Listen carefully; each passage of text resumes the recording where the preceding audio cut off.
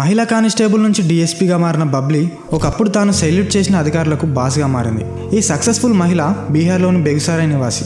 బబ్లీ కుమార్ది చాలా పేద కుటుంబం. కష్టపడి చదువుకుంది. తల్లిదండ్రులు తమ బాధ్యతను తీర్చుకోవడం కోసం 2013లో వివాహం చేశారు. పెళ్లైన తర్వాత భర్త ప్రోత్సాహంతో ఉద్యోగ ప్రయత్నం చేయడం మొదలుపెట్టింది. 2015లో బబ్లీ కానిస్టేబుల్ ఉద్యోగం సాధించింది. ఆమెకు ఒక చిన్న బాబు కూడా ఉన్నాడు. ఓవైపు ఇళ్లలుగా బాధ్యతలు నిర్వహిస్తూనే మరోవైపు భర్త ప్రోత్సాహంతో మళ్లీ ఉన్నత పదవి కోసం చదువుకోవడం ప్రారంభించింది.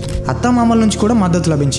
ఓవైపు పోలీస్ స్టేషన్లో విధులు నిర్వహిస్తూనే మరోవైపు బీపీఎస్సీకి ప్రిపేర్ అయింది. ఓవైపు డ్యూటీ, మరోవైపు చదువు, ఇక ఒక బాబుకు తల్లి.